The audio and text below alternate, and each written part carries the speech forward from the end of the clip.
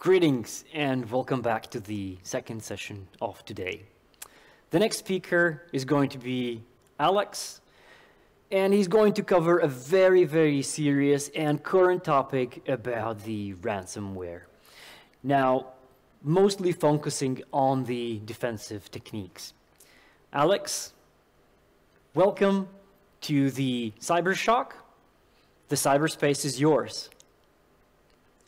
Thank you, Bernard, for having me. Hi, everyone.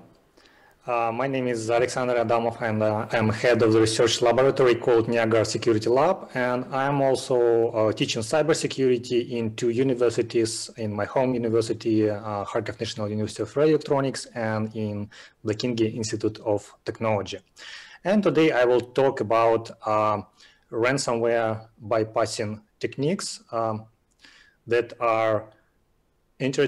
have been introduced recently by modern breeds of ransomware. So let's start from some stats created by Dark Tracing. I highly recommend his Twitter account where he publishes like a lot of interesting stats. So this diagram shows the most prevalent ransomware in September 2020. So far, he also tracks the information about published data leaks, and currently there are more than 700 of victims whose data were published on data leak sites.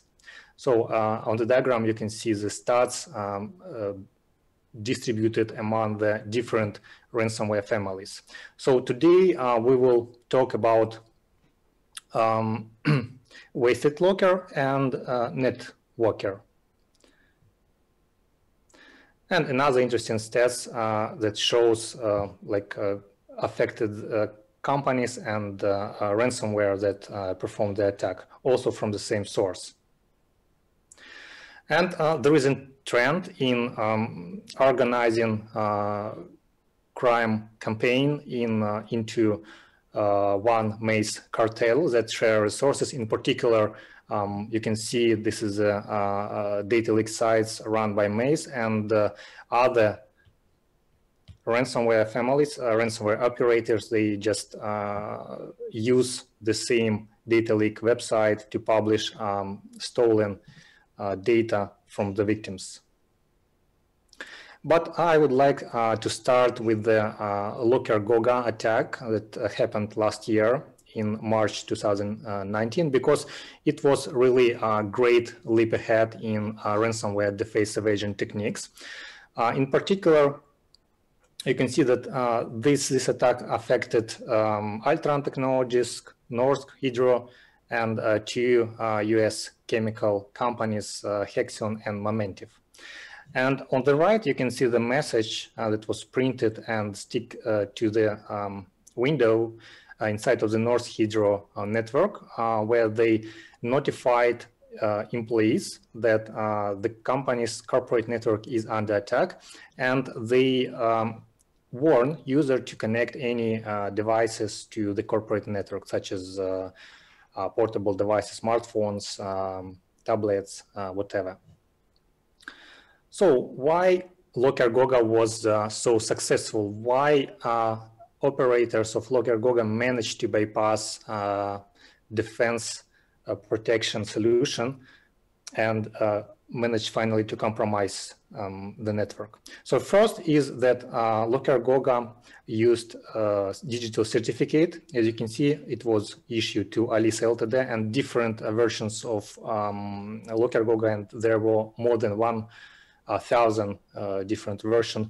They used digital certificate issued to some fake companies such as Alina Ltd, Kitties Ltd, Mickey Limited, AB Simba Limited, and those actually were real and not expired.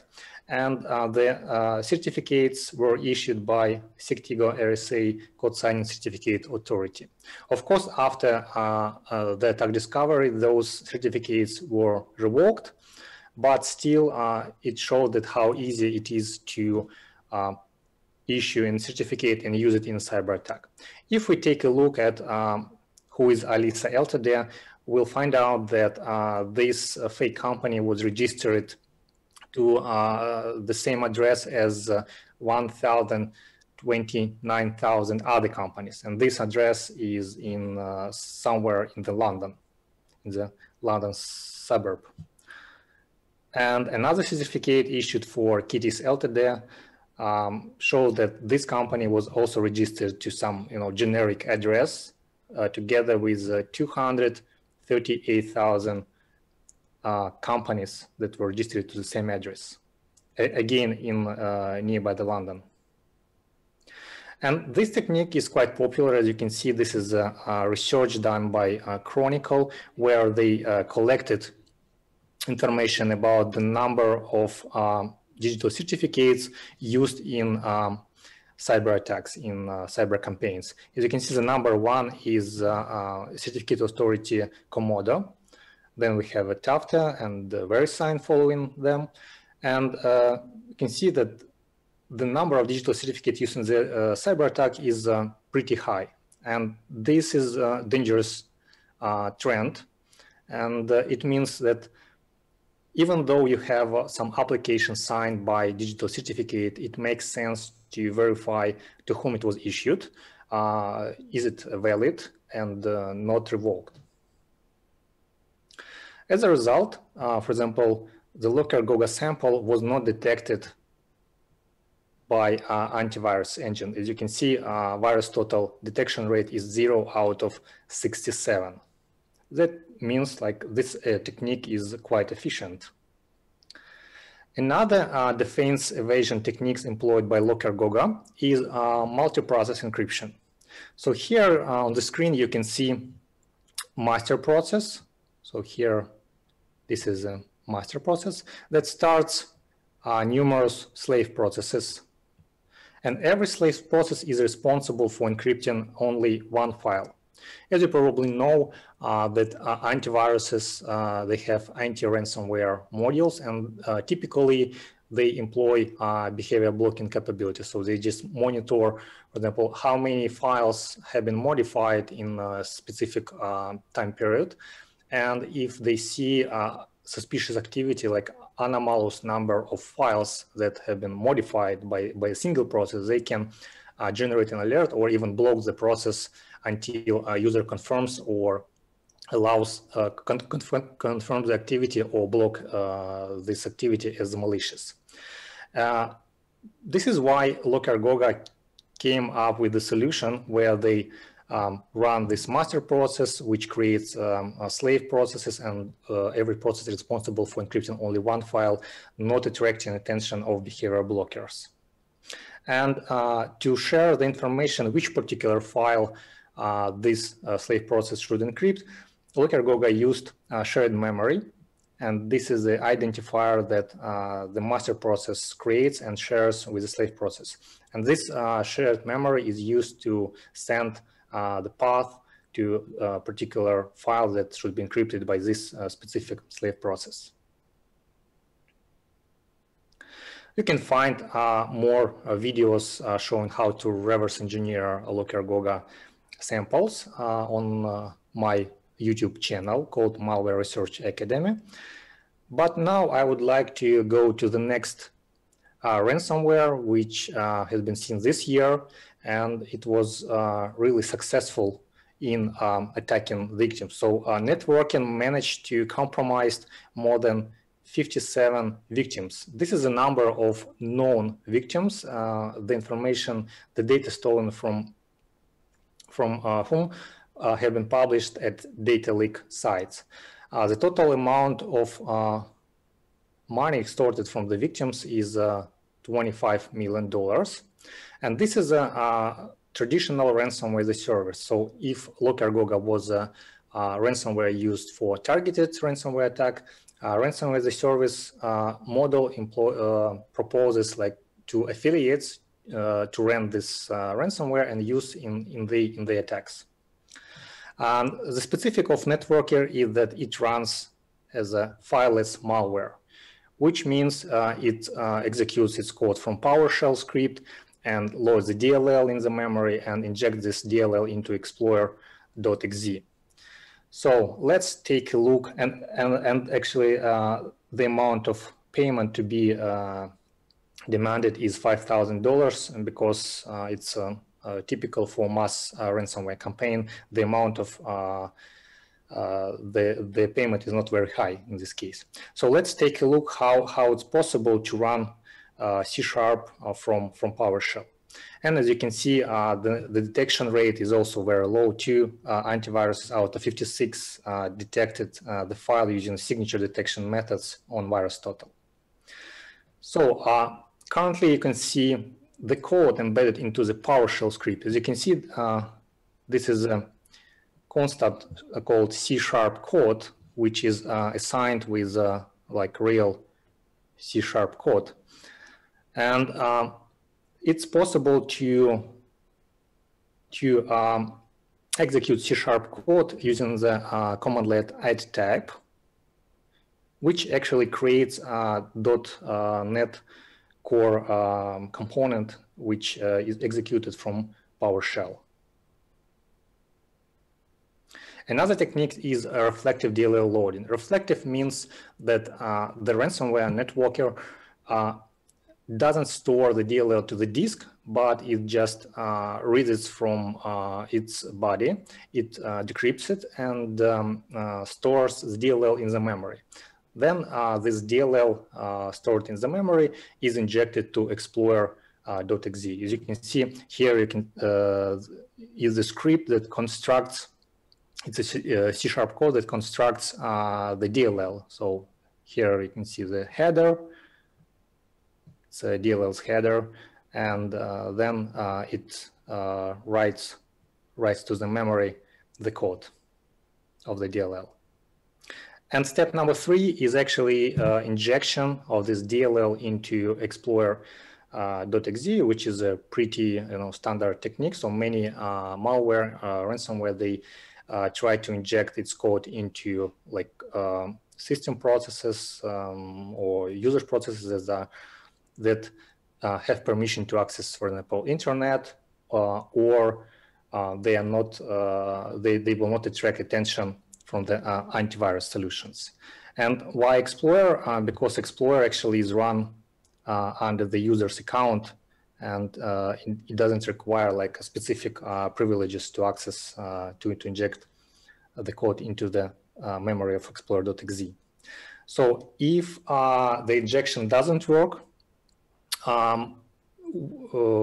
it loads the DLL injection and inject it into into the current process. In this case, this is will be a PowerShell scripts process. And next attack is WastedLocker. So WastedLocker is allegedly operated by the Evil Corp group, headed by a famous Russian hacker, Maxim Yakubets, who has the moniker Aqua and known to be connected to Zeus and Dridix campaigns. The FBI offers a reward of up to $5 million for information that will lead to his arrest. WastedLocker attacked at least 31 US-based corporations since May 2020, including Garmin. The attack to Garmin happened on July 23, 2020.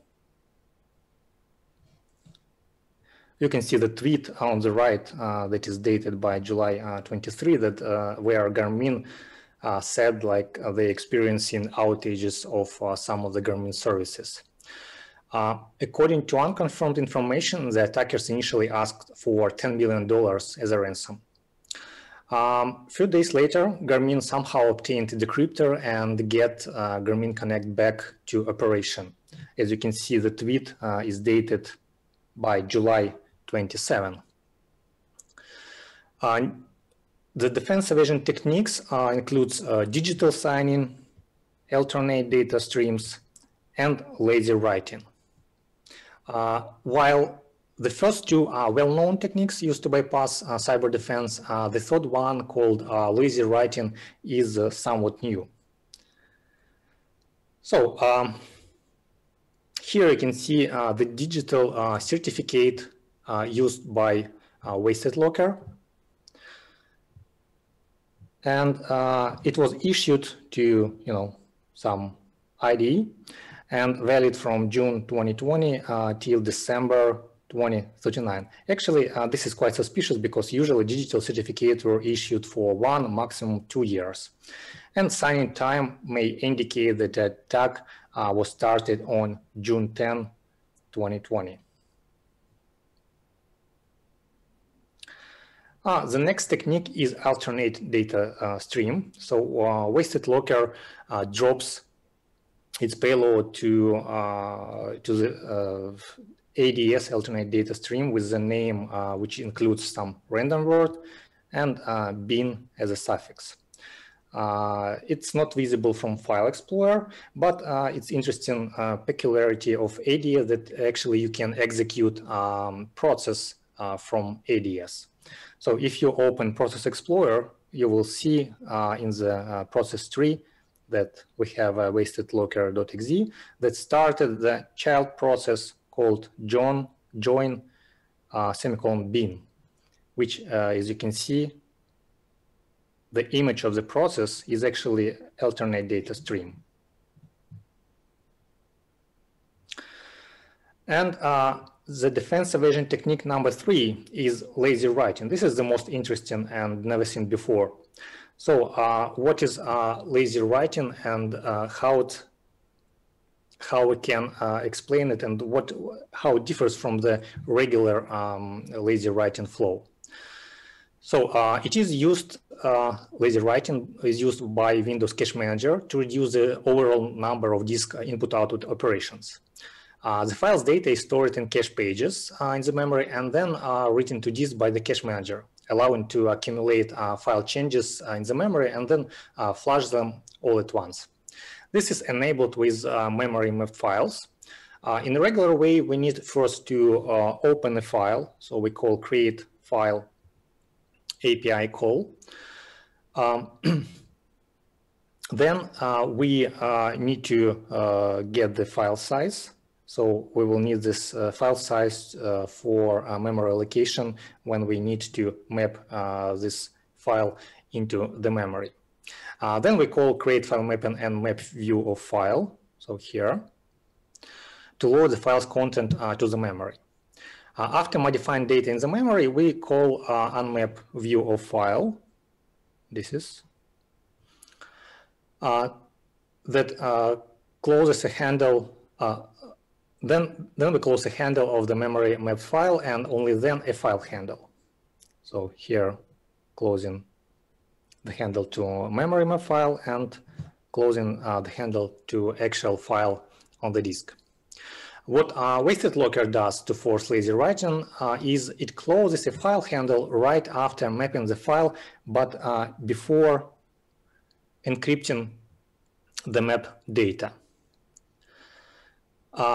This let the cache manager write back the encrypted data later on behalf of the operating system, in particular system process. So let's take a look at it in action.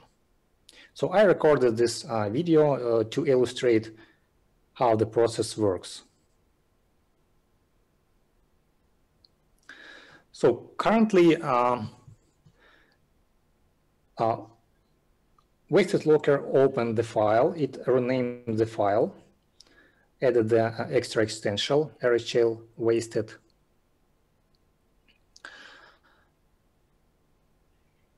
Then we go to create file mapping. Once create file mapping and map view file functions have been called, we can discover the file's content loaded to the memory by the address stored in EAX register. We will see it just in a second.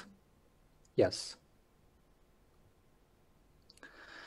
So this is the content of the file loaded to the memory. After that, WastedLocker closes the handle to open file. Still, you can see it in the process monitor. Still, it keeps the handle to memory mapped file. We can even open the file on the disk to make sure that the content hasn't been changed in the file on the disk. Then we resume the process. We can see that it unmaps the file. And currently, before we unmap the file, you can see that the content is encrypted in the memory. And then we start, WastedLocker starts opening a new file. So if we open file again, so we can see that the data encrypted in the memory has been successfully flushed to this file. And now the data inside it is encrypted. So let's take a look at the list of events in Process Monitor to see how the data has been flushed to this particular file. So far we are stopped at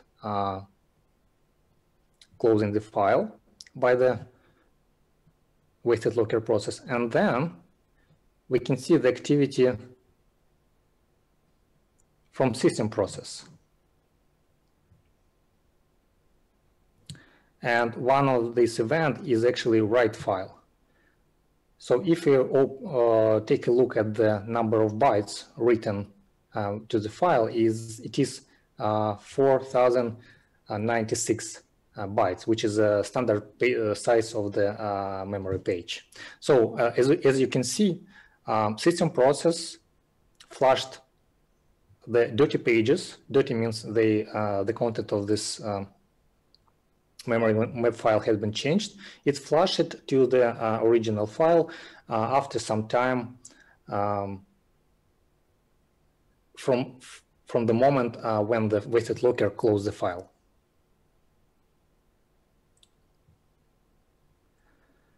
Let's go next.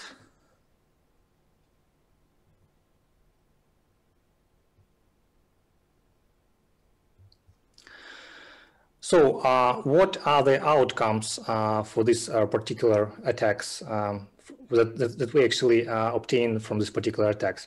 The first outcome is that syncing files in real time with cloud storage is not a good idea, because once the files are encrypted by actually any type of ransomware, these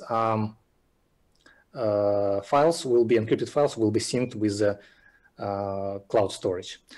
Then it is essential to establish a backup process, make daily or weekly backups of your data.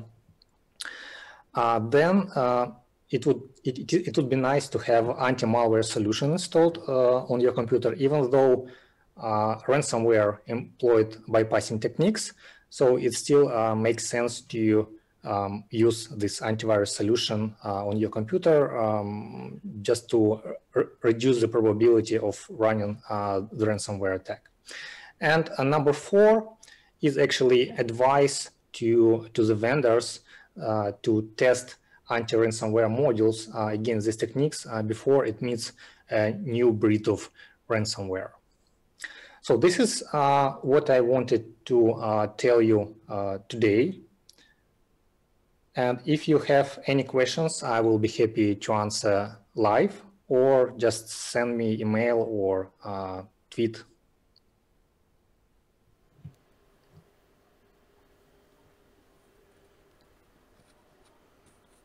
Alex, thank you. You've been really efficient on the talk, on the discussion. I have a few of the questions written down, and I will also check in with the questions if we have any live coming in. The initial question that I have from my side is, you were talking about the lazy writing as a new method. Is this a new method to encrypt the data, and how does this benefit the attackers? Does it provide additional speed of encryption from the attacker perspective, or just because relying on the system to do this makes the attack more efficient and more destructive?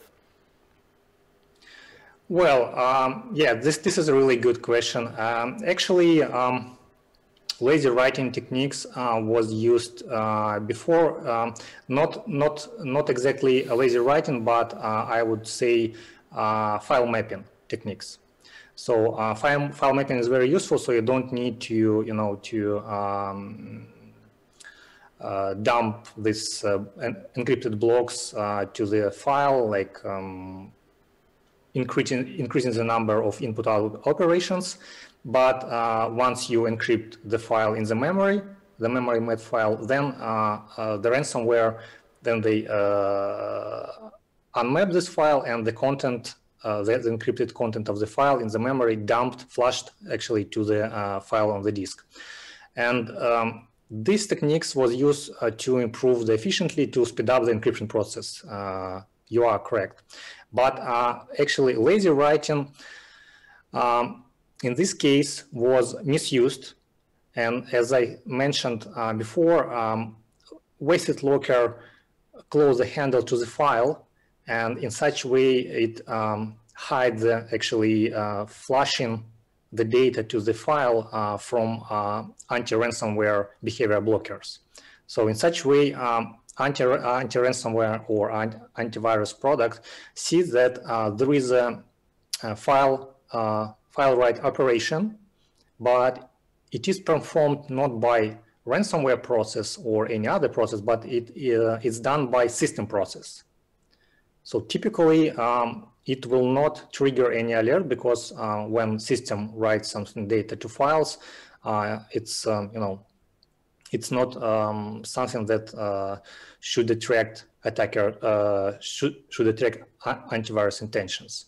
So this is the first time when this lazy writing techniques was misused in order to bypass anti-ransomware behavior blockers. But create file mapping, memory file mapping techniques were used before by many ransomware this year and previous year, just to optimize the encryption process and speed up the attack.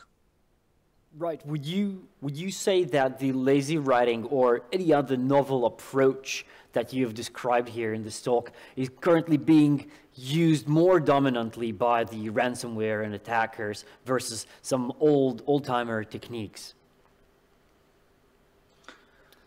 Well, I think the advantage of such attacks, of targeted ransomware attacks, is in inventing new methods every time. So, for example, LockerGoga invented multiprocess encryption, and it was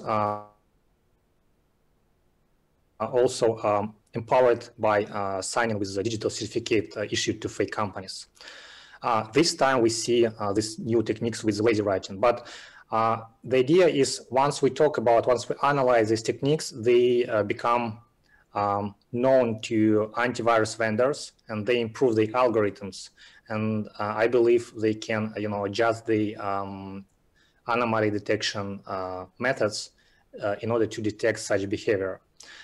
So I believe that the ransomware operators and creators of ransomware, they will constantly looking for new techniques that can be employed in order to bypass anti-malware protection.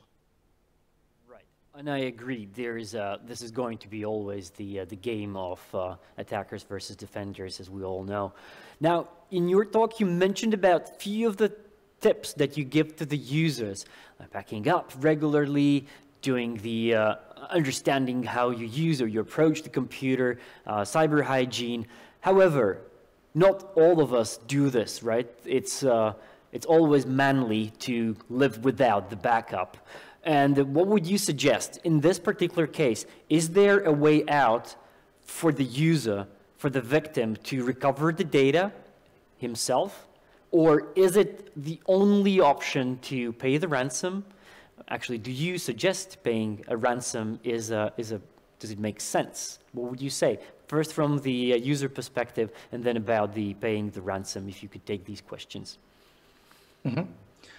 Yeah, this is a tricky question. Of course, sometimes it makes sense to pay a ransom. For example, if we take a look at the attack in 2019, attacks against the city councils, airports in the United States, hospitals, police stations.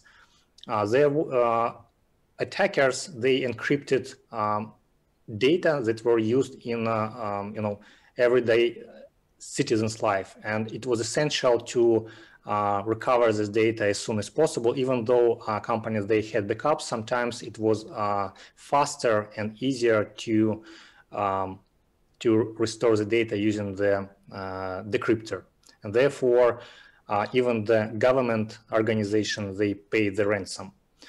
But on the other side, when organization pays ransom, in such a way, it invests this money into new ransomware development. As you saw, for example, Yakubets, head of Evil Corp group that was responsible for WastedLocker, he and his team actually drive pretty expensive Porsche cars, like a Lamborghini, and so it gives us understanding that they have a lot of money and they make a lot of money, and I believe they invest this money into finding new vulnerabilities, weaknesses that can be used to bypass protections in future attacks. So, well, it's hard to say what to do in general, but we should consider every particular case, and of course try to avoid paying the ransom, because, as I said, it will stimulate attackers to come up with the new pieces of ransomware, more advanced and more sophisticated, that will be able to bypass new frontiers of cyber defense. Right. Alexander, we have 2 questions from the audience. The first one is, does file syncing help against ransomware if file versioning is enabled? If you want, I can reread the question. It is about defense if the file versioning is enabled. If it's about enabled backup solution in which we have version control and we can backup these files, so yes, if we have control over previous versions of the files, it will be possible to restore these files. But the problem, if you use, for example, such services as Google Drive or OneDrive, and you sync your files with this cloud storages, there is no version control there, and it will be quite complicated. Actually, it will be impossible to recover your files once they once encrypted version of the files sync with these storages. So yeah, it's a good practice to enable backup with the version control. So in such a way, even though the encrypted files are synced with your backup storage, it will be still possible to find previous versions that were untouched by ransomware. Right.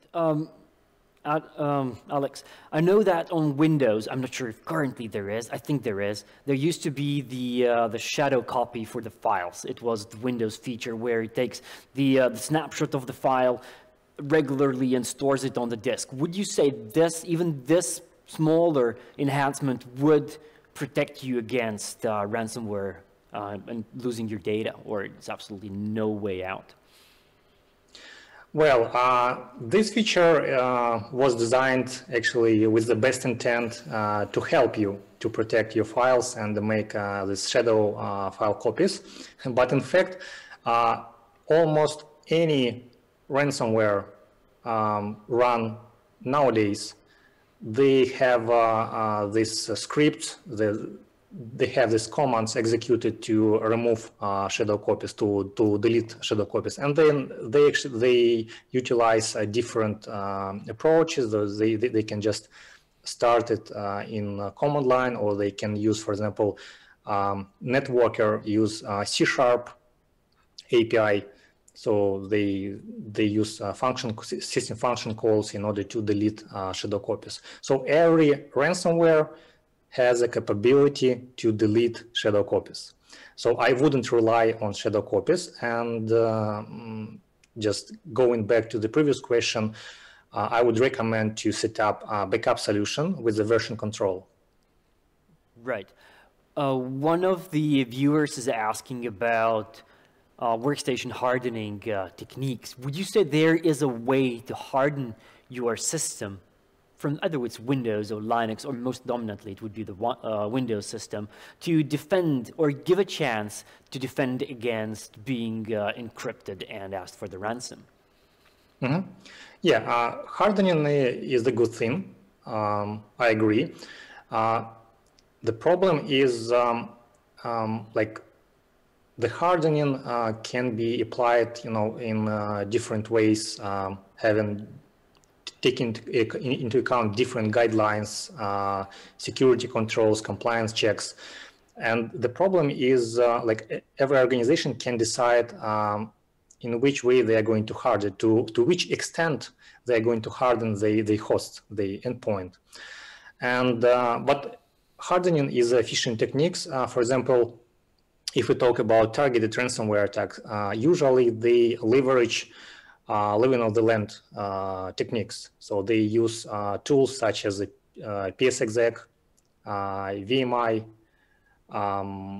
just other administrative tools that are usually used by administrators, but in such way these tools are used by attackers. And if you want to prevent such complex attacks, so I would recommend to create the hardening rules to disable PSExec, VMI, and other tools that you don't need on this particular host, but they can be exploited by the attackers. Right. One of the viewers agrees with you that defense, well, I mean, partially defense-oriented approach might not be the only one. In some cases, it might not be the best choice at all. I mean, even though backing up is really an important part. I mean, what the user is asking is shouldn't there be a more focus on fast backup and fast restore procedures / setup as a recovery or as a defense mechanism? So we do it very fast. We do a fast recoveries, quickly save, quickly recover. Mm-hmm. Yeah, this is what I would focus on in the first order, because, well, it's not possible to create 100% defense. This is a proved fact. And the attackers, if they are interested in, penetrating to some specific target, they will put, all possible efforts to do that. And there is no way to provide 100% protection. That is why I would focus on incident response. So what would you do if your corporate network has been infected by ransomware, or the attackers, they establish a foothold in your corporate network? So you need to have, you need to think about incident response plan first. You need to create incident response team. And then, of course, once you have a backup, you need to have a plan how to restore files from backups. Of course, you will have some, outage of your services for some time, but it is essential, for example, to do PR, to communicate with the users, with the in media, just explaining that you are experiencing attack and you are fixing, and everything will get back to the order, like in a day or in a matter of hours. So this is what I would focus on. Right. I mean, from what I've been following up in the more recent information flow within the darknet or within the forums, I've seen that there are announcements for ransomware groups actually hiring for and looking for the experts in backup backup solutions such as tape drive solutions and other solutions. So it seems like they are trying to push towards this particular area more and more strongly.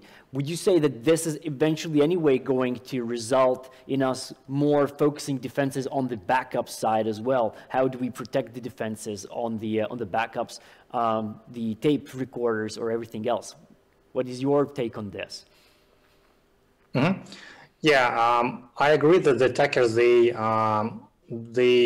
put the efforts on counteracting the backup solutions, and actually there are two types of defense of ransomware defense: passive and active. So passive defense is when ransomware applies obfuscation, encrypts the payload, uses some, for example, reflective DLL loading techniques or injection into normal processes. And the second one is active defense. Active defense is when ransomware or any other malware tries to shut down antivirus services, backup services to run without any problem, and to make the damage that will force user to pay the ransom. So we notice in many ransomware attacks that they target specific backup solutions. So they terminate processes, they shut down services, they also target antivirus processes and some Windows services related to backup and security. And in this regard, I would again recommend the vendors, the security vendors, to pay attention to self-defense of their products. So how they react when ransomware shuts down its service, and if the backup solution can sustain such type of attack and restart the service and get back to normal operation, so user can restore the encrypted files, or this can be done, for example, automatically, because usually attackers, they start the attack at night, when everybody is at home, and this takes an advantage, gives some spare time to perform the attack. So the solutions should react automatically, and they should be able to restart the services, restart the processes that are shut down by the ransomware. Thank you. I know you've been working in the defense industry for the antivirus vendor. Now, you also focus on reverse engineering of the malware as well as one of your activities. Would you say reverse engineering current day ransomware, current day malware, is it a really, really hard task to do? What is the best approach? I don't say there's a best approach. What is the approach that you take when you get a new sample and you start analyzing? And what are the caveats that you have to overcome, actually, the defense mechanisms? Mm-hmm, mm-hmm. Yeah, you mentioned the correct answer, that reverse engineering currently helps to understand the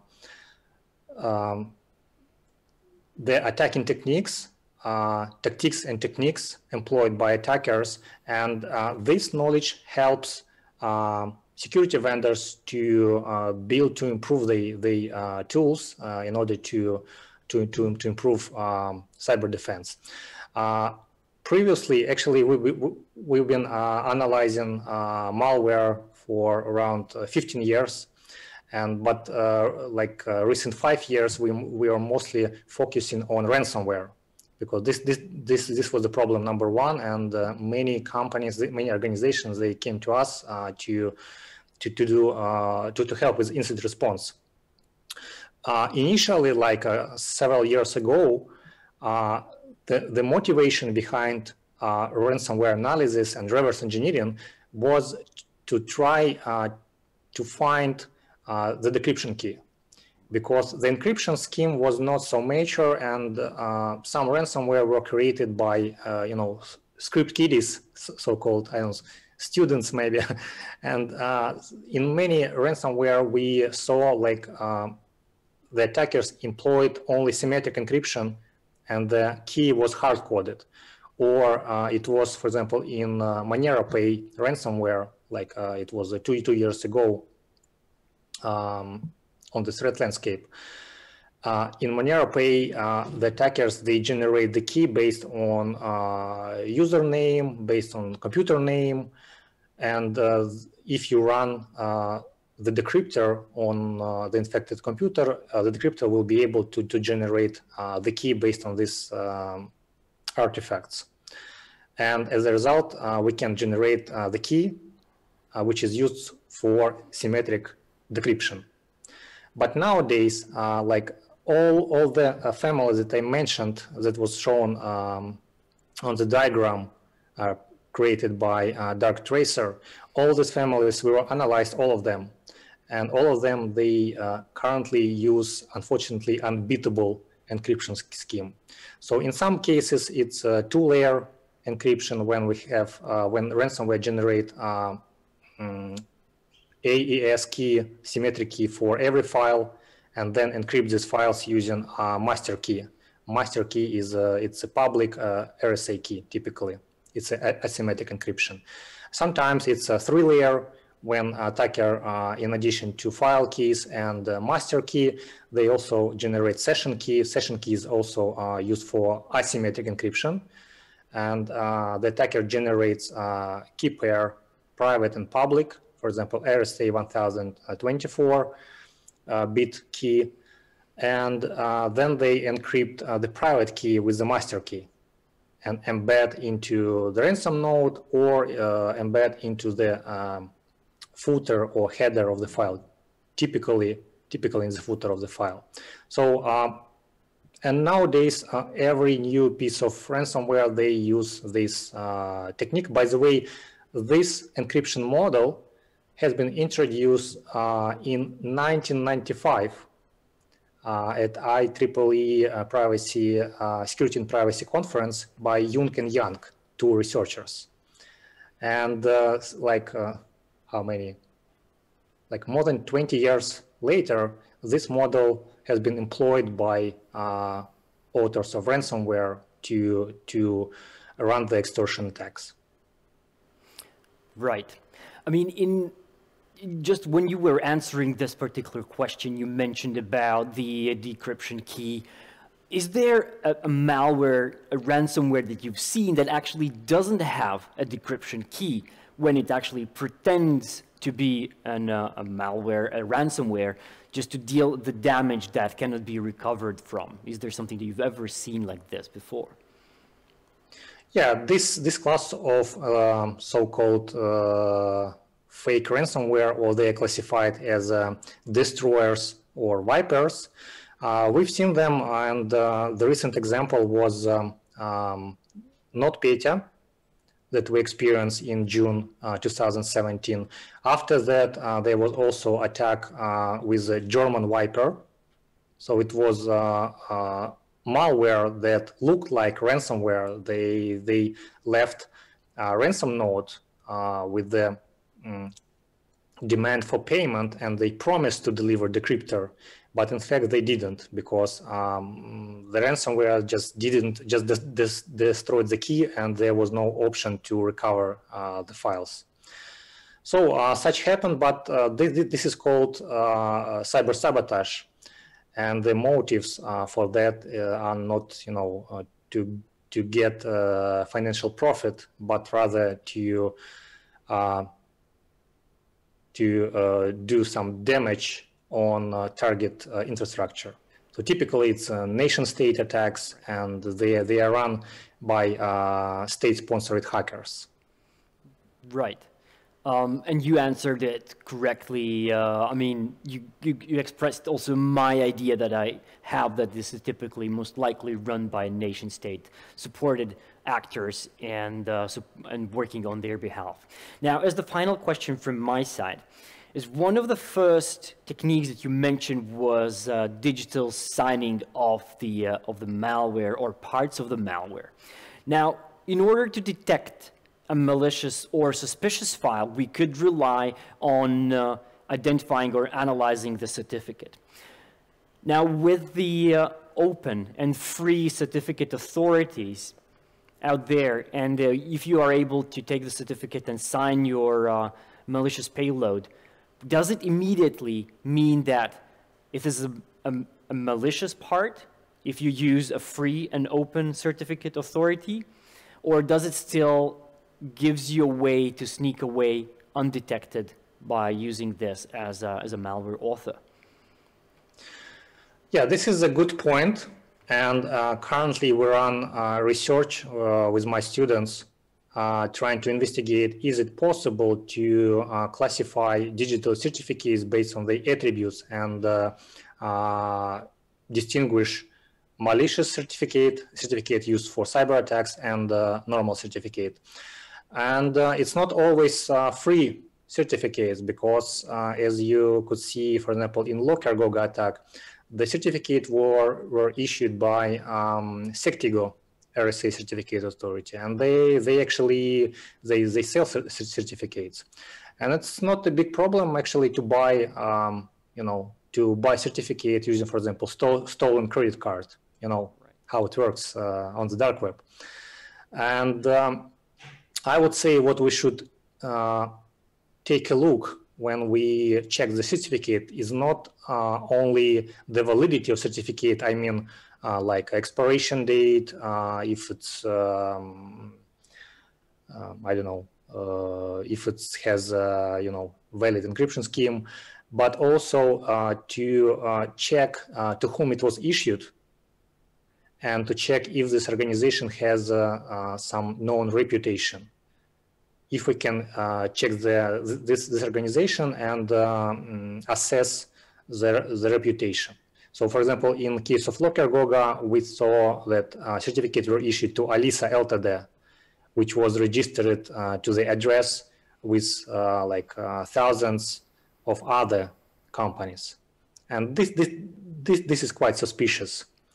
So this is what we should look, and I believe as a result of the research, we would be able to identify the attributes that we should look at the first order to identify, to detect malicious certificates. And unfortunately, nowadays, if a website or file is signed, has a digital signature, it means nothing from point of view security. Otherwise, it was issued by trusted certificate authority. For example, if it's Windows files, so those files are usually signed by Microsoft, and we can trust to this signature. Right. Thank you, Alex, for the discussion we had. Thank you for the presentation. And thank you for coming in and presenting at this technical event. With this, we conclude the current session, and we will see you in a very, very short time at 16:10. And then stay tuned. There will be some cool things about the chat service or messaging service that you might be using.